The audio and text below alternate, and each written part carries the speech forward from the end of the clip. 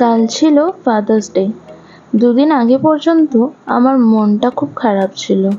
Actually আমার father's ডেতে একটাও কেকের অর্ডার আসেনি। তো আমি ভাবছিলাম যে সবাই তো কিছু না কিছু পোস্ট করবে, আর আমার কাছে একটাও অর্ডার নেই, মানে আমার স্ট্যাটাসটা একদম খালি থাকবে। এই ভাবতে ভাবতে ফার্স্টে আমার কাছে একটা বার্থডে কেকের অর্ডার আসে।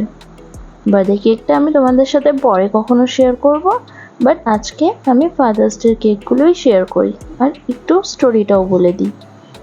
তারপরে গিয়ে একটা ফাদার্স ডে কেকের অর্ডার আসে। যখন একটা কেকের অর্ডার অ্যাটলিস্ট আসে ফাদার্স ডের জন্য, তো আমার মনটা খুব খুশি হয়ে ওঠে। কেক বানাই, কিন্তু অ্যাটলিস্ট বানাই তো, এত একটা স্পেশাল ডে, একটা কেক কেউ না কেউ তো অর্ডার করুক। এই করতে করতে একটা কেকের অর্ডার তো এলো, আর কেকটি অর্ডার করেছিল একটি দিদি তার বাবার জন্য। তো আমি সেই মতেই একটা ছোট্ট মেয়ের হাত বানালাম, যে নাকি তার বাবার হাত ধরে রয়েছে, আর পাশে লিখে দিলাম হ্যাপি ফাদার্স ডে। এটা করতে করতে আমার কাছে আরেকটা কেকের অর্ডার আসলো, একটা ছোট বেন্টো কেক। তা আমি সেটা রেডি করলাম। এটা কাস্টমাইজড কেক ছিল, আগেরটা কিন্তু কোনো রকমের কোনো কাস্টমাইজড ছিল না। দিদিকে বলেছিল তোমার যেরকম ভালো লাগে তুমি সেই মতো করে দিও। তো আমি আমার পছন্দ মতনই কিছু করে দিলাম।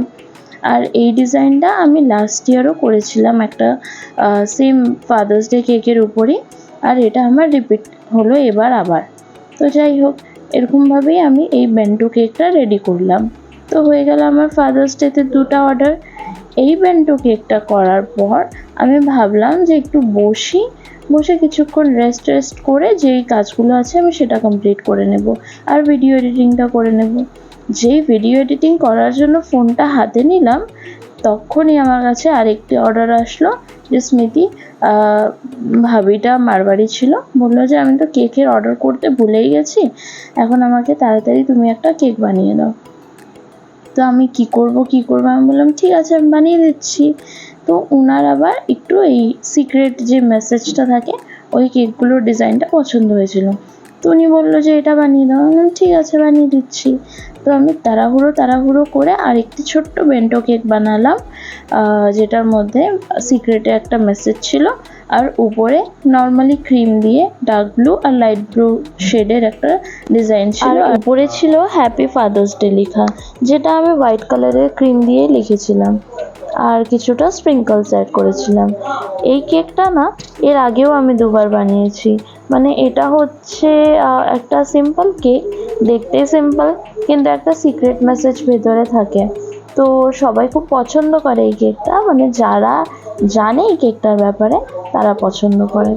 আর এরম করতে করতেই আমার আজকের দিনটা তো পার হয়ে গেল, আমি একটাও ভিডিও এডিট করতে পারিনি, তাই আমি আজ পোস্ট করছি ভিডিও।